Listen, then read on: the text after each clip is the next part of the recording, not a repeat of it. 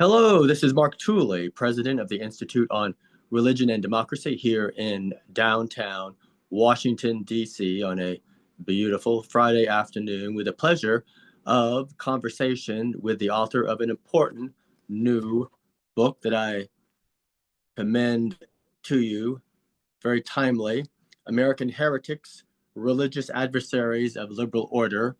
The author is Jerome Copulsky, who is affiliated with the Berkley Center at Georgetown University. Jerome, it's good to be with you. It's great to be here with you, Mark. Thanks for having me. Now, Jerome, this book is a historical overview of illiberal religious movements in America across 250 years almost, but very relevant for today in that these movements perhaps have even more influence than they've ever had before in our current post-liberal moment. Could you explain? Yeah, the book is about a tradition of religious thought in America that looks at the project of liberal democracy and rejects it on theological grounds. So I begin during the Revolutionary era with the Church of England loyalists, and I move up to today, where I look at people in the post-liberal camp, the national conservative camp, who, for different reasons, are rejecting the liberal democracy that America has developed into and are offering a more religiously grounded alternative to our politics. And these post-liberals, whether they're religious, and some of them are not religious, believe that America's experiment rooted in the Declaration of Independence and the Constitution were flawed from the start. That was at least the original argument of Patrick Deneen in his famous book of several years ago, which was called Why Liberalism Failed. Why Liberalism Failed. And although Deneen does not self-identify himself as an integralist, the Catholic integralists have become influential. Perhaps their best known figure is Adrian Vermeule at Harvard Law School. And then we also have their Protestant equivalent, Calvinist advocates of a Protestant confessional state, who have become more prominent than ever before, and then joined by the wider national conservatism movement headed by my friend, or started by my friend, Yoram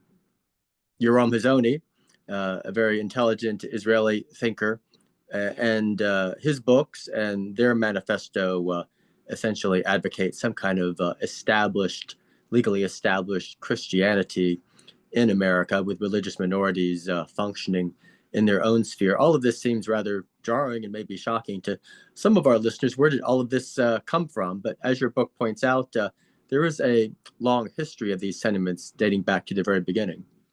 Yeah, this idea that the United States was not properly grounded in religious truth, or religion was not properly constitutionalized, has a long history.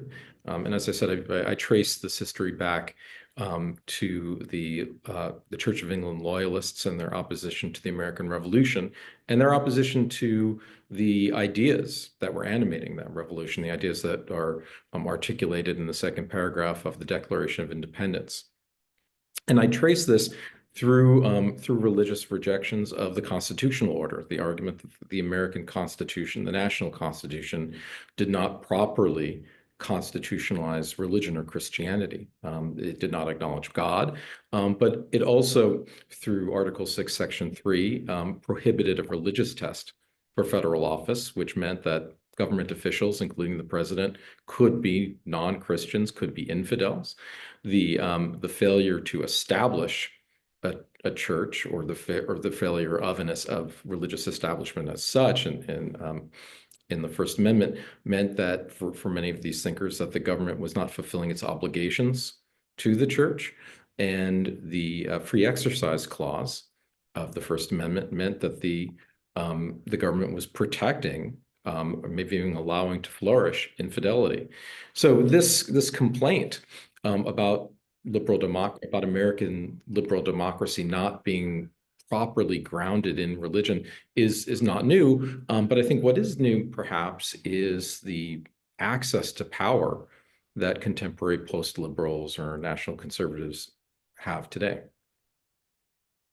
And going back to the early years, you talk about the arch Presbyterians who disliked the absence of Christianity in the Constitution. The vast majority of Presbyterians endorsed the new order, specifically the Constitution, and they even amended their Westminster Confession dating back to the 1640s to remove the part stipulating that the civil magistrate had an authority to uphold religious truth. That was the majority, but you described the minority who rejected that and whose voices never really went away. But for the majority of Presbyterians and other religious believers in the early republic, they were largely fine with the separation of church and state, the non-establishment, the absence of a specific reference to Christianity and to God in the Constitution, even though the founders overwhelmingly were religious and most of them identified as Christians.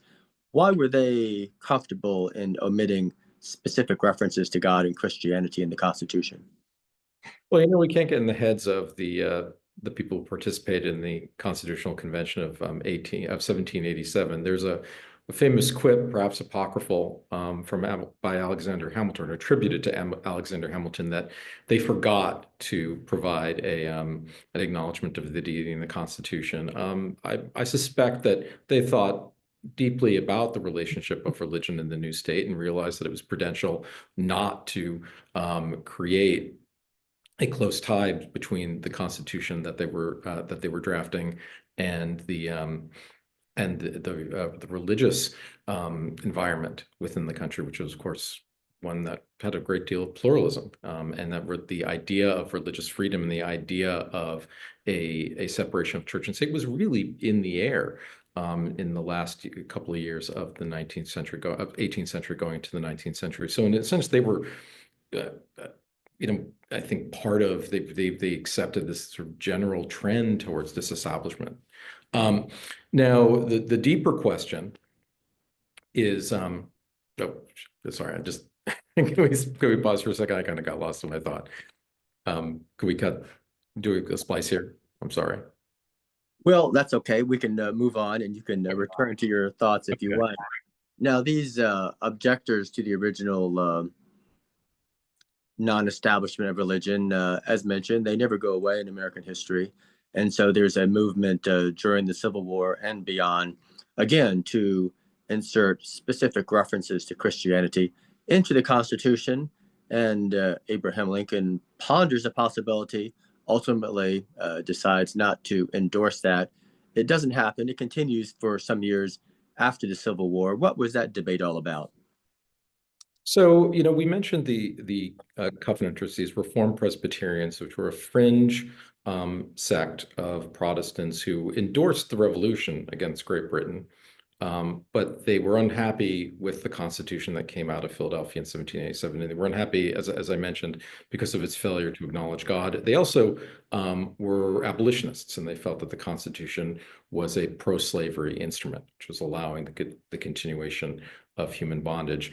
Before the Civil War, in the early decades of the 19th century, they decided to stay aloof from politics, right? Their way of dealing with the godless Constitution, as we might call it today, was to not participate, a kind of conscientious objection to the nation, to the government. But during the Civil War, they saw the conflict as God's judgment upon the nation for these sins. And so they came together with a number of other Northern ministers to lobby Lincoln and Congress for an amendment to the Constitution, essentially a rewriting of the preamble that would acknowledge God, Jesus as ruler of nations, and then in a later iteration, the Bible as the source of law. And they believed that this was a form of both penitence for the nation, but also would bring the nation into line with their understanding of what the relationship of the church and state should be. Now, they failed during the Civil War. This option was not taken up by Lincoln or Congress, but they continued the push for it in the 1870s under under something called the National Reform Association, the first NRA. And they lobbied Congress, and there was a petition drive across the country to make those changes to the Constitution. And at this point of time, their argument was that such a constitutional amendment was needed to preserve the Protestant nature of the United States from threats, from the threat of Catholicism, from the threat of socialism, from the threat of secularism. And so there were people in the United States who they believed were exploiting the Achilles heel of the Constitution, the First Amendment, the Establishment Clause and the Free Exercise Clause, to establish a regime of secularism or non-Christian or non-Protestantism, and an amendment would be needed to protect the nation from those people. Almost, well, not almost, from the start, the substitute for officializing Christianity in statute or having a confessional state is a form of civil religion advocated by church leaders and by politicians, where public conversation includes references to the deity and the Bible without getting too specific, so that it's inclusive of all Protestants and eventually can draw in Catholics and Jews and others in a very inclusive way. There's a reaffirmation of this civil religion tradition, especially after World War II, when church attendance soared. And so we have this successful movement to inscribe "In God We Trust" on the currency and to add "Under God" in the Pledge of Allegiance. So what was that all about? Yeah, so when the National Reform Association is lobbying Congress, lobbying the country for a Christian amendment, the Covenanters, who I mentioned earlier, the Reformed Presbyterians, believed that the nation was never adequately Christian. But a lot of the people that they were working with, a lot of their allies in this movement, believed that the nation had been Christian, but now that Christianity was being challenged. So they wanted to move from a kind of a de facto Christian civil religion to something that was de jure, to make explicit and to protect all of those Christian practices, right? You meant, that there were chaplains and prayers in school and Bible readings. All those things they felt needed to have a constitutional grounding. Now, if we move to the Cold War period, where we're at a high watermark of civil religion, particularly in the United States battle against godless atheist communism, right? So there was a felt that there was a need to express America's religious dimensions, right? That the country was animated by religious ideals, now at this point sometimes called the Judeo-Christian tradition, against the godless communist tradition, which they were fighting against in the Cold War. Now, at the same time as these civil religious things are being legislated by Congress, right? "In God We Trust" and the currency, Lincoln's phrase "Under God" from the Gettysburg Address being placed in the Pledge of Allegiance. At the same time that's happening, there's also a push in the courts towards a legal secularism of the country. Sort of the idea that prayer in school, Bible reading in school, these things are violating the First Amendment's Establishment Clause. So both of these things are happening at the same time. And the remnants of the people who are still holding up this idea of a Christian amendment at this time are also lobbying Congress again to change the Constitution to explicitly mention God and Christ in the Bible, to again affirm in a much deeper, more explicit way America's religious foundation, more explicitly than these civil religious rituals that you mentioned. And of course, dissatisfied with that form of civil religion and broad reference to God are the Christian Reconstructionists, who emerged especially in the 1970s and through the 1980s, who were advocating what they would call biblical law, a return to, I suppose, the Hebrew theocratic state, much more than just a confessional state, but the actual enactment of punishments prescribed in the Old Testament, as the Christians refer to it. The Christian Reconstructionists, who were they? How influential were they? And they've all faded from the scene. So what happened to them? There were a small group of radical Calvinists.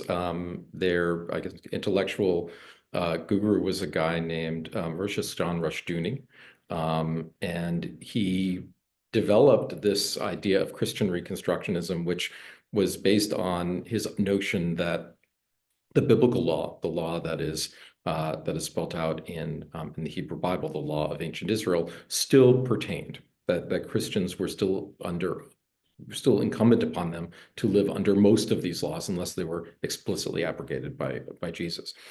So what he wanted was a fully Christianized society along these lines. And in this way, he and his followers were very different than conservative Protestants like Jerry Falwell or Francis Schaeffer or Pat Robertson.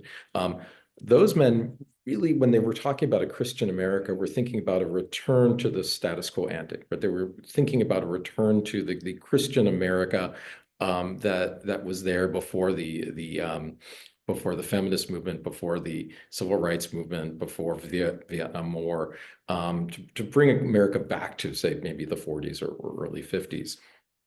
They were restorationists in a sense, even if what they wanted to restore was part of was a nostalgic, imagined America. What Rushdoony and his followers were, they weren't trying to restore a America of the past, but they were trying to provide a path to what they felt would be a fulfillment of America in the future, which would be done through the slow development, slow Christianization of American society.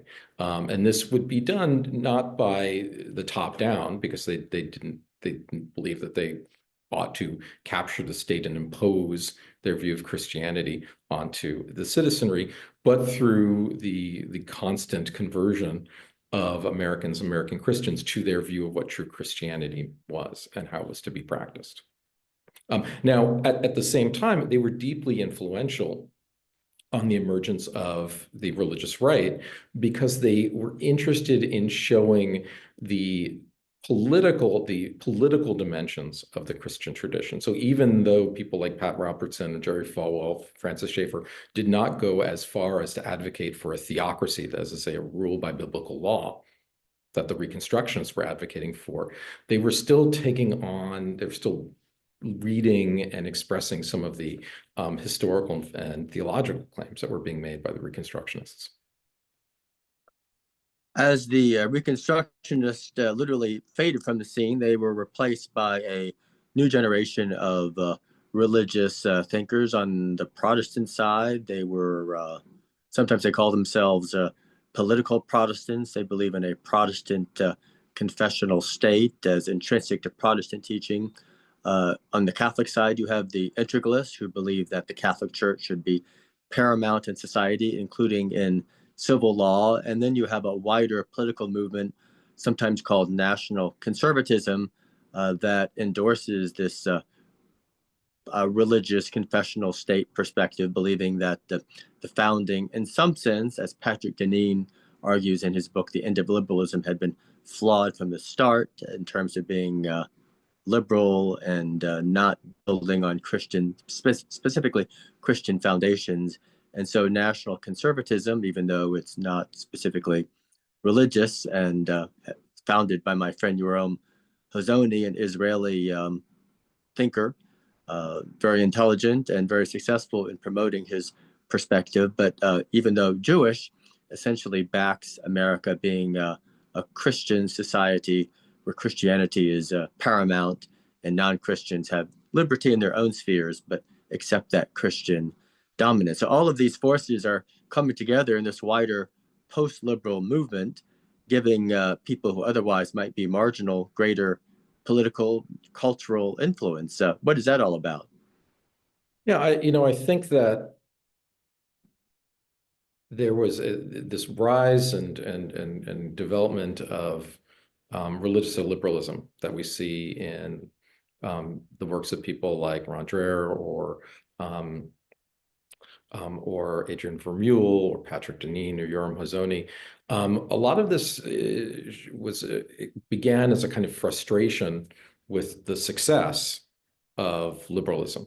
If we say like the high watermark of liberalism was the Supreme Court's decision on same-sex marriage back in 2015. Books like Why Liberalism Failed and The Benedict Option can be read as a response to that, response to a belief that, well, in fact, the United States is no longer a place that's hospitable to traditional Christians or traditional Jews or what have you. Now, people like Deneen and Dreher made the argument that, in fact, this was, in a sense, had to happen, that America itself was founded on liberal Enlightenment principles. It was founded as a rupture from traditional Christianity. And what they were seeing in the 2000 teens was really the bitter fruit of that break. If you look at someone like Jerome Copulsky or Adrian Vermeule, they have a sort of a different historical account. But after the election of Donald Trump in 2016, there seemed to be a shift from what Dreher called the Benedict option, which was essentially withdraw from the liberal order, create intentional communities to protect and preserve the Christian heritage from the floods of liberal modernity, to a more let's take the country back stance, where rather than withdraw, to try to rebuild, and the first administration of Donald Trump, you saw a lot of people engaging in projects of rethinking the relationship, not only the ideology of the Republican Party, the ideology of conservatism, but the relationship of religion and politics that would happen there. In a very famous essay that Adrian Vermeule wrote in response to Why Liberalism Failed, Vermeule argued for something called integration from within, that the proper response to the success of liberalism was to send conservatives into liberal bureaucratic institutions and remake them. Jerome Copulsky's and the National NatCon Manifesto, one of the planks is for a reassertion or revitalization of public religion. He doesn't explicitly say an establishment of religion, but it gets kind of close when you look at the details as he spells them out in his book on conservatism. So I think what began as a way of understanding why America had become thoroughly liberal turned to a project for remaking the country and remaking its politics along along these kind of illiberal religious conservative lines. And paradoxically, these movements have emerged as America has become less religious. The latest Pew survey shows 62% of Americans self-identify as Christian. That would have been 90% not more than a few decades ago. So what's being proposed by the religious illiberals seems extremely unlikely, and yet the reduction of the decline of the Christian presence in the American population seems to have just spurred them on. So are they just living in a fantasy land, or is there a strategy behind their thinking? Well, I think it's, one of the questions to ask is, what is the theory of change? If we look back to the people I'm writing about in the 60s and 70s, the theory of change for the Christian Reconstructionists like Rushdoony was this wasn't going to happen anytime soon. I think his son-in-law, Gary North, who at one point broke away to form his own Christian Reconstructionist group, said, well, this process of Christianizing society may take a couple hundred years, maybe 1,000 years, right? They were really thinking in the long term. Someone like Brent Bozell, who was the editor of the radically traditional Catholic magazine Triumph, believed that the United States was at a form of crisis, that its institutions might collapse, and so was preparing a cadre of conservative Catholic intellectuals who'd be there to become leaders in such a time that vacuum opened up and presented itself. I think if you look at today's integralists or NatCons, they see an opportunity in their proximity to power. They're not lonely figures, lonely prophets shouting at the margins, but they're very close to the halls of power, and some are perhaps working within those halls of power right now as we speak. So, how that happens, does it happen by, Vermeule talks about using the bureaucracy, using the administrative state to nudge people in the right direction. Other people are involved in projects of, recruiting young men and women to join more religiously conservative and illiberal congregations and movements. Whether this happens on a mass scale is yet to be seen, but there's a lot of intellectual energy and a lot of political energy behind it. Well, as president of the Institute on Religion and Democracy, which was founded to advocate for democracy, human rights, and religious people for all people, these illiberal movements that seem to want to privilege some religious groups over others are obviously of concern. And I'm sure that most Christians in America do not support these illiberal movements knowingly and are largely unaware of them. So hopefully this conversation can help to enlighten and to expand the conversation. Jerome, thank you so much for this exchange. And once again, a copy of his book, American Heretics, Religious Adversaries of Liberal Order. Jerome, thank you again. Mark, thank you so much. Pleasure to be here.